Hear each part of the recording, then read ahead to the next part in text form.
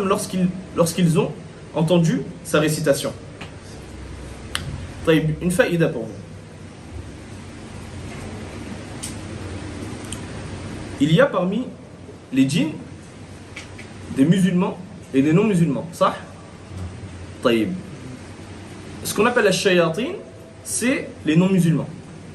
Ce qu'on appelle al-djinn, c'est plus général. Ça va englober les musulmans et les non-musulmans. Donc parmi les djinns, il y a des djinns qui sont croyants et il y a des djinns qui sont non-croyants. Mais parmi les shayatin, ils sont tous non-croyants. طيب, c'est pas ça la faïda. La faïda, c'est quoi?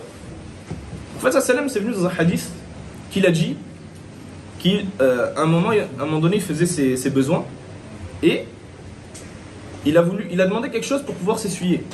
Mais il a demandé à ce qu'on ne ramène pas quoi? Ni un os, ni l'excrément d'une bête. Pourquoi?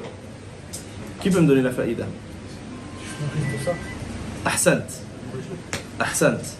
Pourquoi? Parce que les os de ce que vous mangez, quand tu manges du poulet, quand tu manges de la viande, les os, c'est la nourriture de nos frères parmi les djinns, des musulmans parmi les djinns.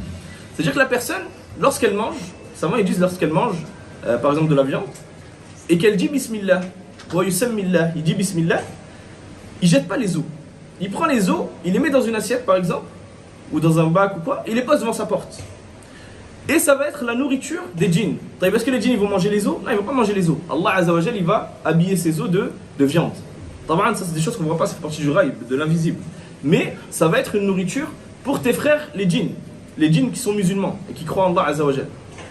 Et toi tu es récompensé pour ça. Quant aux excréments des bêtes, ça c'est la nourriture de leur monture. De la monture de nos frères musulmans parmi les djinns. Naam.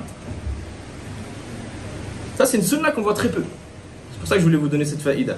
Pour faire revivre cette sunna. Quand vous mangez maintenant du poulet, vous pensez à laisser les os pour vos frères les djinns. Non. Vous savez qu'il y a des djinns qui font talab al-ilm. Il y a des djinns qui étudient la science. Il se peut qu'il y ait des djinns là qui sont en train d'écouter le cours. Vous savez? Non. Non. On peut le faire. طيب. Ensuite il dit le cheikh حفظه الله أن الاستعاذة